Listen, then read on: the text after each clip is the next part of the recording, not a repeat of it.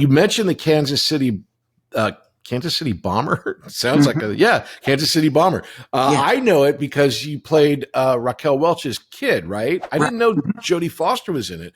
Tell me a little bit about that. I mean, what was it like to work with those women? I mean, amazing. Again, I remember every single detail. How can you ever forget? The first thing that happened, they cast me as her son. Again, I had no dialogue. It was a very important role for her. She wasn't necessarily playing a sex symbol. It was more of a drama for her, playing a roller derby queen. They shot our scenes in Oregon because the team that she was on was from Oregon. And she wanted to go and her character was supposed to go and visit her estranged children who were living with her mom. And again, I was a very sullen kid. I never saw my mom. I didn't want to speak to her, etc., etc. The wonderful thing about that was we got to the airport because they flew us from Los Angeles to Portland, Oregon, and a blonde girl shows up who's a couple of years older than me. And Stella turns around and says, Brandy. And Jodie's mom says, Stella. They had known each other in the early 50s. Oh, my gosh. So she knew Jodie Foster's mom? Yeah, many, many years before. And so they sat This together. has got to be one of the first things that Jodie had done as well, besides the suntan lotion I had. Well, I believe she had done Samantha and the Lion, I believe. Had she done Huckleberry Finn with Johnny Whitaker? Okay, Johnny Whitaker. Right. She had already done some heavy-hitting things.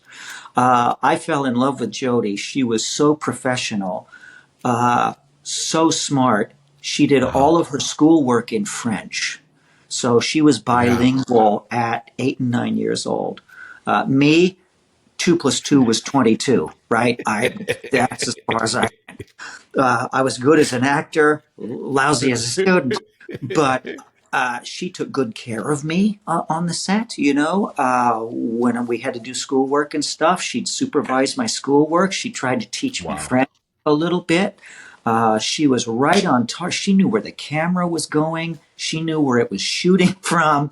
I mean, she was advanced beyond her years, incredibly, as many of us were. But there were some exceptions to that. Jodie. She's absolutely one of those super beings. Yeah. And we became good friends. But I remember working.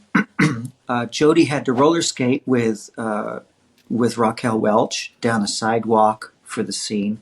I was sitting on a porch swing. Mm-hmm. And Raquel Welch comes up and she tries to hug me and show me some affection, and I just have to be cold to her, which upsets her. And then later on, there's a scene where I'm in a vacant lot, and she's kneeling in front of me, and she's really upset, tears running down her face. She's trying to get me to talk to her.